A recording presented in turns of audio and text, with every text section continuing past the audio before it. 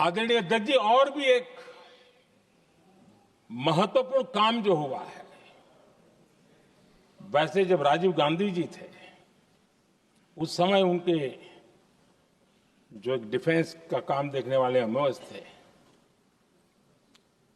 उन्होंने जब मैंने सीडीएस की घोषणा की तो वो बहुत प्रसन्न होकर के मुझे मिलने आए थे और बहुत बहुत प्रसन्न थे वो। इस समय ऑपरेशन में नेवी, आर्मी, एयरफोर्स, तीनों सेनाओं का जॉइंट एक्शन, इसके बीच की सिनर्जी, इसने पाकिस्तान के छक्के छुड़ा दिए।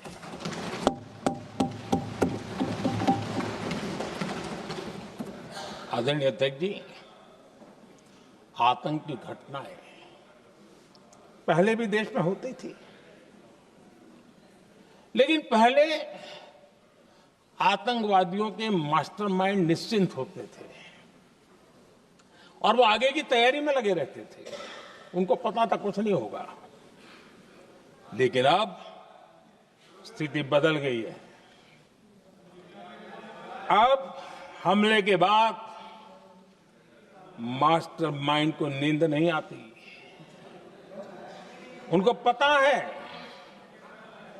कि भारत आएगा और मार के जाएगा।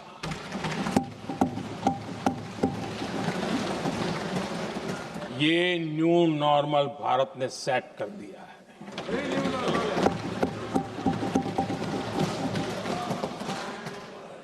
आदरणीय अध्यक्ष जी, दुनिया ने देख लिया कि हमारी कार्यवाही का दायरा कितना बड़ा, स्केल कितना बड़ा। सिंदूर से लेकर के सिंधु तक पाकिस्तान पर कार्रवाई की है। ऑपरेशन सिंदूर ने तय कर दिया कि भारत में आतंकी हमले की, उसके आकाओं को और पाकिस्तान को भारी कीमत चुकानी पड़ेगी। अब ऐसे ही नहीं जा सकते।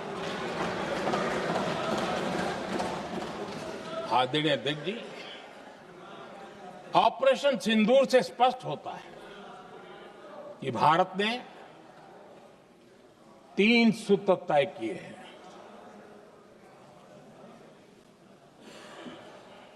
अगर भारत पर आतंकी हमला हुआ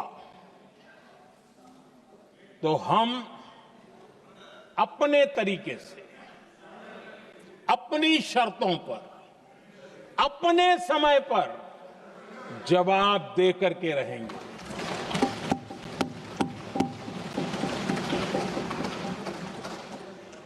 दूसरा, कोई भी न्यूक्लियर ब्लैकमेल अब नहीं चलेगा।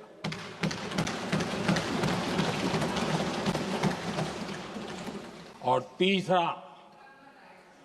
हम आतंक की सरपरस्त सरकार और आतंक के आकाओं, उनको अलग अलग नहीं देखेंगे। आदरणीय अध्यक्ष जी,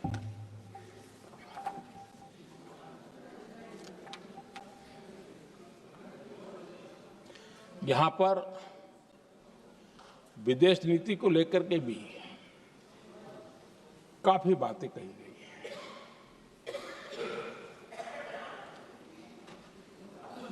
दुनिया के समर्थन को लेकर के भी काफी बातें कही गई हैं। मैं आज सदन में कुछ बातें पूरी स्पष्टता से कह रहा हूं। दुनिया में किसी भी देश ने भारत को अपनी सुरक्षा में कार्रवाई करने से रोका नहीं है।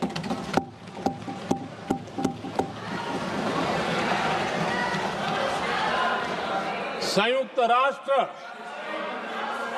193 countries.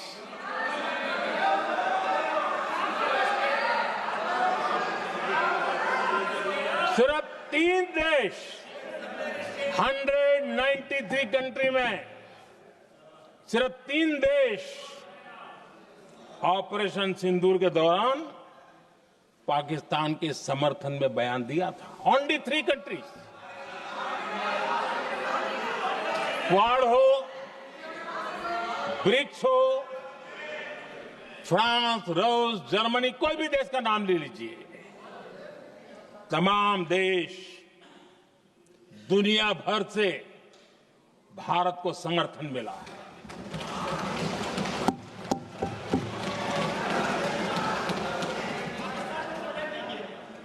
आदरणीय अध्यक्ष जी, दुनिया का समर्थन तो मिला, दुनिया के देशों का समर्थन मिला, माननीय, लेकिन ये दुर्भाग्य है कि मेरे देश के वीरों के पराक्रम को कांग्रेस का समर्थन नहीं.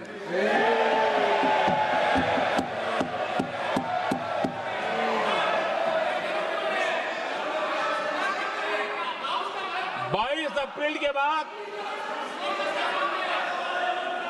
22 अप्रैल के आतंकी हमले के बाद 3-4 दिन में ही ये उछल रहे थे और कहना शुरू कर दिया, कहां गई 56 इंच की छाती, कहां खो गया मोदी, मोदी तो फेल हो गया.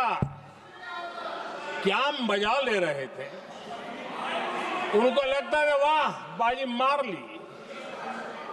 उनको पहलगाम के निर्दोष लोगों की हत्या में भी वो अपनी राजनीति तराशते थे.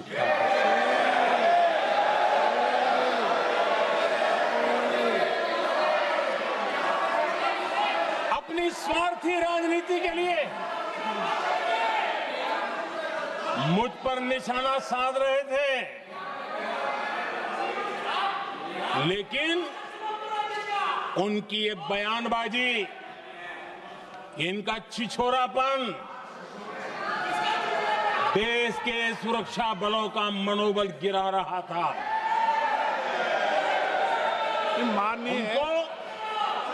माननीय प्रतिपक्ष के नेता, 1 मिनट.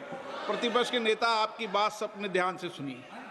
आप बेटे कांग्रेस कर रहे हैं और कुछ नेताओं को पीछे से, ये उचित नहीं है आपके लिए. न भारत के सामर्थ्य पर भरोसा है और न ही भारत की सेनाओं पर.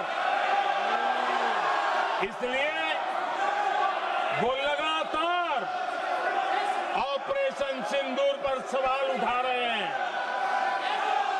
ऐसा करके आप लोग मीडिया में हेडलाइंस तो ले सकते हैं, लेकिन देशवासियों के दिलों में जगह नहीं बना सकते.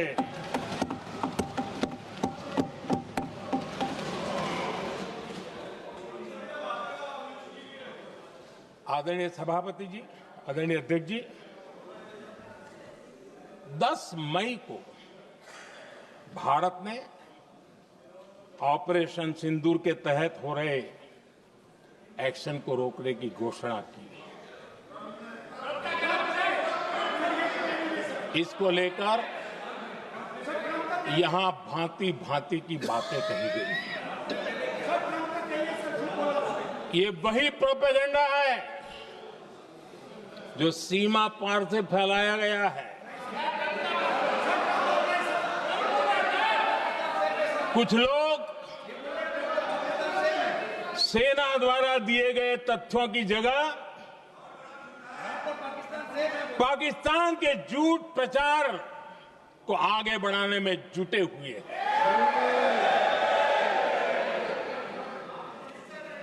जबकि भारत का रुख हमेशा स्पष्ट रहा है.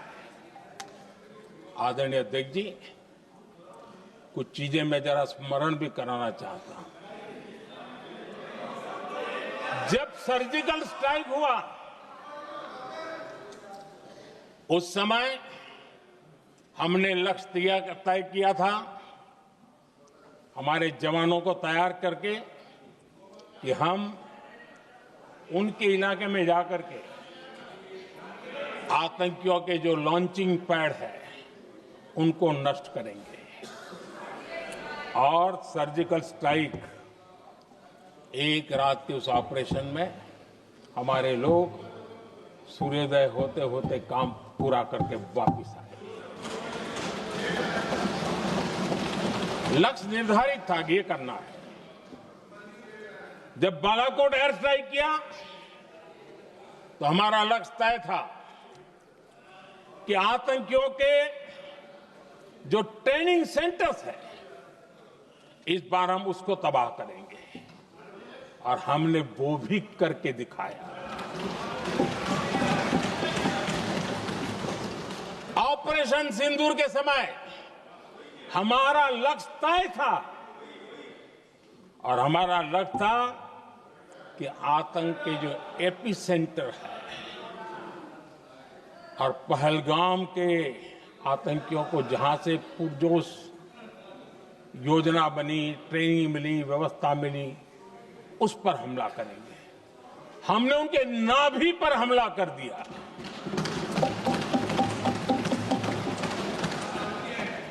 जहां पहलगाम के आतंकियों का रिक्रूटमेंट हुआ, ट्रेनिंग होती थी, फंडिंग होता था, उन्हें टेक्निकल सपोर्ट मिलता था, शस्त्र सरंजाम मिलता था, उस जगह को आइडेंटिफाई किया और हमने सटीक तरीके से ऑपरेशन सिंदूर के तहत आतंकियों की नाभि पे प्रहार कर दिया।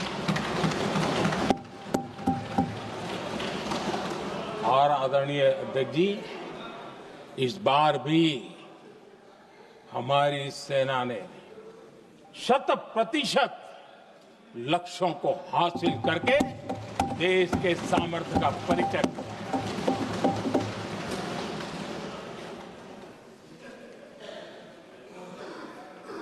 कुछ लोग जानबूझ करके कुछ चीजें भूलने में इंटरेस्टेड होते हैं। देश भूलता नहीं है, देश को याद है। 6 रात और 7 मई सुबह ऑपरेशन हुआ था, और 7 मई को सुबह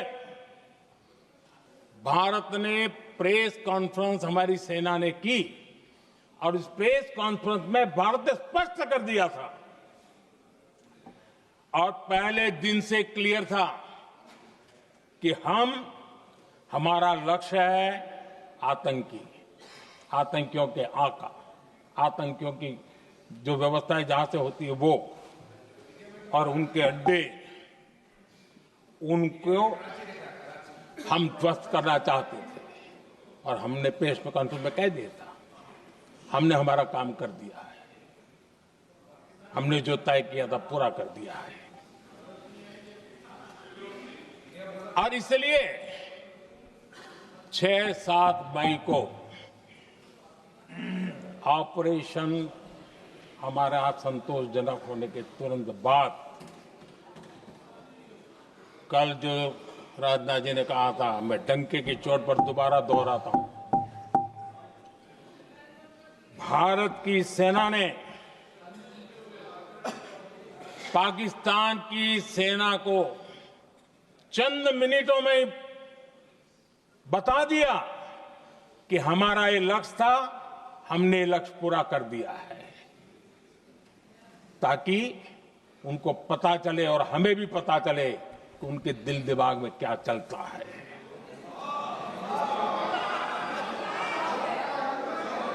हमने अपना लक्ष्य 100% हासिल कर लिया था,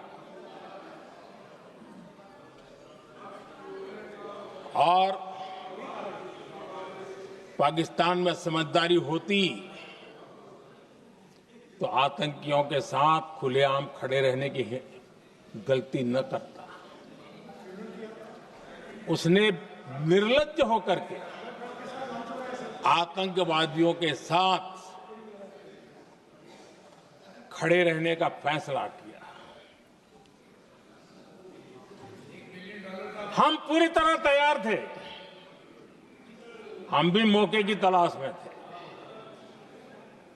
लेकिन हमने दुनिया को बताया था कि हमारा लक्ष्य आतंकवाद है, आतंकवादी आका है, आतंकवादी ठिकाने हैं। वो हमने पूरा कर दिया।